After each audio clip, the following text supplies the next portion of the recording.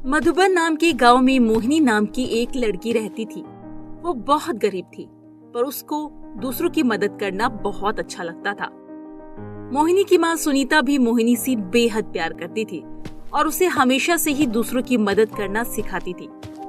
सुनीता अपनी बेटी मोहिनी को बड़े स्कूल में नहीं पढ़ा सकती थी, इसीलिए उसने अपनी बेटी का एडमिशन गांव के सरकारी स्कूल में करा दिया था। पति लकवा की बीमारी से ग्रस्त था और घर में एक ही जगह खाट पर लेटा रहता था। एक दिन, माँ, बाबा अब पहले जैसे ठीक नहीं होंगे क्या? माँ, कितने समय से बाबा की ये बीमारी ठीक होने का नाम ही नहीं ले रही है। आखिर बाबा के साथ ऐसा क्या हुआ माँ? बेटी, तेरे बाबा की बुरी आदतें और उनके किए गए काम की वजह से आज वो इस हालात में हैं। क्यों माँ, बाबा ने ऐसा क्या किया था? बेटी, तेरे बाबा को मैंने बहुत समझाया था कि हमेशा दूसरों की मदद किया करो, कभी भी किसी के साथ बुरा नहीं करो। अगर मैं किसी के बुरे के साथ बुरा करती तो भगवान उसकी सजा हमें एक दिन जरूर देता है। बेटी, तेरे बाबा कभी भी किसी के साथ अच्छा बर्ताव नहीं करते थे और हमेशा ही दूसरों का हक छीन कर खाते थे। इन्होंने हमेशा चोरी करके ही अपना पेट भरा है, कभी भी किसी की मदद नहीं की, इसीलिए भगवान ने इन्हें ऐसा कर दिया। इसलिए मेरी बच्ची, मैं तुझे कभी भी तेरे बाबा जैसा बनता हुआ नहीं देखना चाहती। तू चाहे किसी भी हाल में हो, पर सबसे पहले तू दूसरों की मदद करेगी।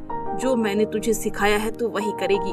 हाँ माँ, मैं कभी भी किसी के साथ बुरा नहीं करूँगी और हमेशा ही दूसरों की मदद पहले किया करूँगी। मेरी बच्ची, तेरे अच्छे कामों की वजह से तेरे बाबा भी ठीक हो जाएंगे। क्या पता भगवान तुझ पर दया कर दे और भगवान खुश होकर तेरी अच्छाई देकर तेरे बाबा पर कृपा कर दे। हाँ माँ, मैं बाबा को ठीक करने के लिए नहीं, बल्कि बिना किसी स्वार्थ के हमेशा दूसरों की मदद करूंगी। माँ, आपने मुझे जो कुछ सिखाया है, मैं उसके अलावा कुछ भी गलत नहीं करूंगी।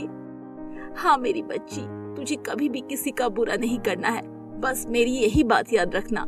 ऐसा कहकर मोहिनी अपने बाबा की बहुत देखभाल करती है और रोज स्कूल से आने के बाद अपने बाबा के पास ही बैठकर उनकी सेवा करती रहती है। मोहिनी जब भी स्कूल जाती थी तो उसके साथी हमेशा उसकी गरीबी और लाचारी को देखकर उसे नीचा दिखाते थे और उसके बाबा की ऐसी हालत पर हमेशा मजाक उड़ाया करते थे। ये सुनकर मोहिनी को काफी बुरा लगता, पर मोहिनी कभी भी उन्हें कुछ नहीं कहती। एक दिन, क्यों नहीं मोहिनी, तेरा बाबा कब तक ऐसे ही घर पर बैठकर खाता रहेगा? कुछ काम धाम नहीं है क्या? आखिर कब तक तेरी माँ के टुकड़ों पर पलता रहेगा? तेरी माँ बाहर काम के लिए जाती है और तेरा बाबा रोटी खाने के अलावा कुछ भी नहीं करता।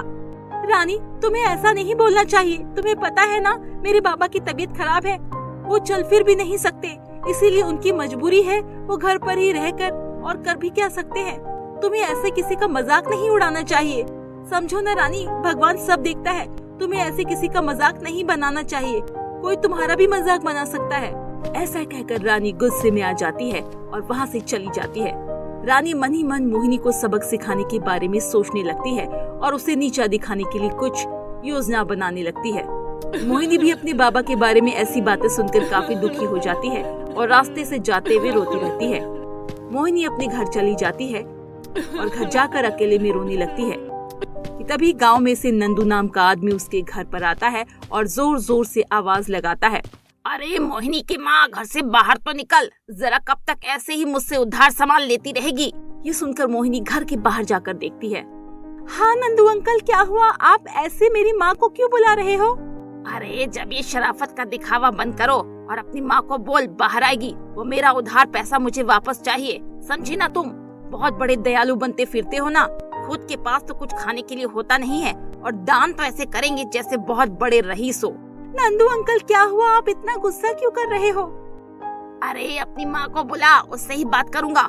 रोज मुझसे सामान उधार ले जाती है पर पैसे देने का नाम नहीं लेती, और क्या मैं हमेशा तुम्हें उधार सामान देता रहूँगा?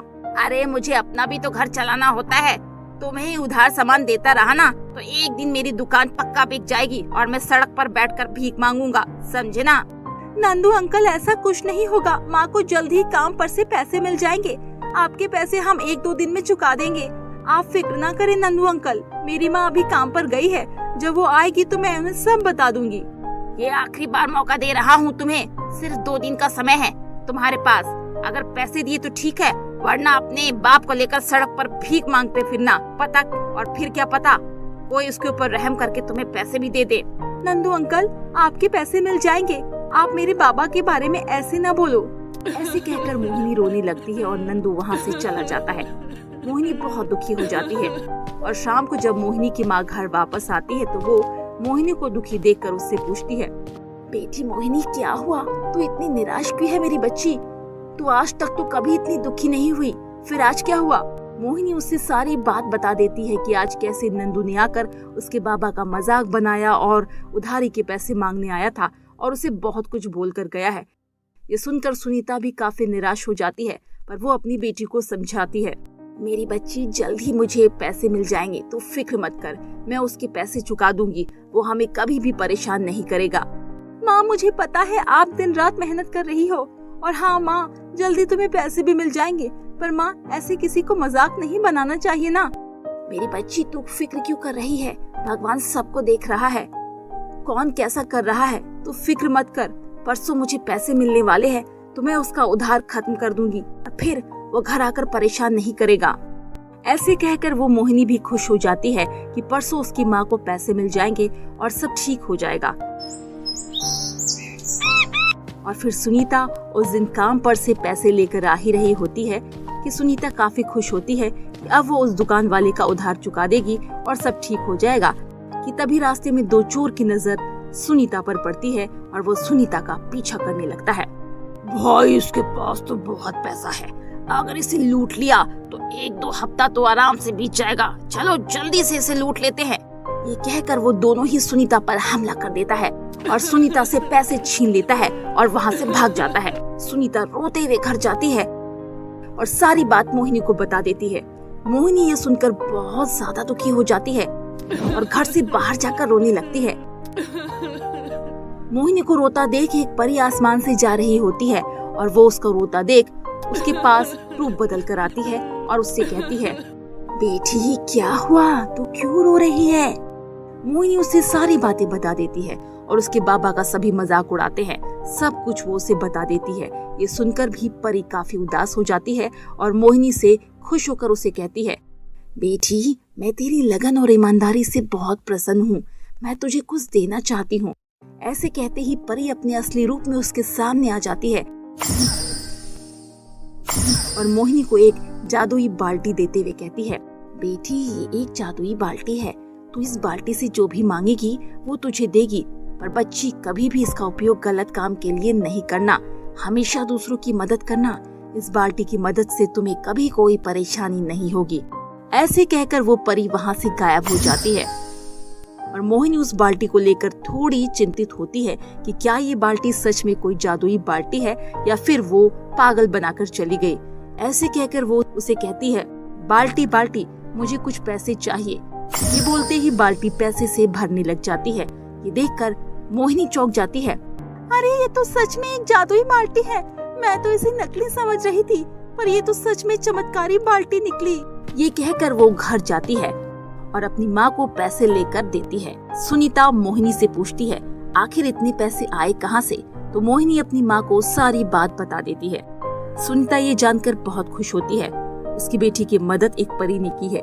फिर मोहिनी उस बाल्टी की मदद से सभी दुकानदारों को उधार वापस दे देती है और गरीबों की मदद में भी उस बाल्टी की मदद लेती है। ये देखकर मोहिनी की दोस्त रानी मोहिनी की बढ़ती तरक्की देखकर जलने लगती है। आखिर अचानक से ऐसा क्या हुआ? इसके पास इतना पैसा आ गया। आजकल तो ये बहुत ज्यादा ही गरीबों में दान करने लगी है। इतना पैसा और अन्न इसके पास कहाँ से आ रहा है? मुझे इसका पता लगाना पड़ेगा। मोहिनी के घर में अन्न खत्म हो जाता है। मोहिनी उस बाल्टी से कहती है, बाल्टी तुरंत ही कई प्रकार की दालों से और चावल से भरने लगती है। अब मोहिनी को जब भी कोई जरूरत पड़ती थी वो इस बाल्टी से मांग लिया करती थी और मोहिनी अब बहुत खुश रहने लगी थी। एक दिन जब मोहिनी अपने बाबा के इलाज के लिए बाल्टी से कहती है, बाल्टी बाल्टी, मुझे बाबा के इलाज के लिए पैसे चाहिए। ये कहते ही बाल्टी पैसे से भर जाती है और रानी ये सब बाहर खड़ी होकर देख रही होती है। मोहिनी को इसकी जरा भी भनक नहीं हुई और रानी रात होते ही मौका पाते ही मोहिनी के घर से वो बाल्टी उठाकर ले आती है। अच्छा, तो ये वही बाल्टी है जिसकी वजह से मोहिनी इतना ज्यादा धनी हो गई है। पर अब नहीं होगी, क्योंकि अब ये बाल्टी मेरे पास है और अब मैं इसे अपने पास ही रखूंगी और मैं सबसे ज्यादा अमीर बन जाऊंगी। ऐसे कहकर वो बाल्टी से कहती है, बाल्टी बाल्टी, मुझे बहुत सारा धन दे दो, सोना दे दो, हीरा दे दो।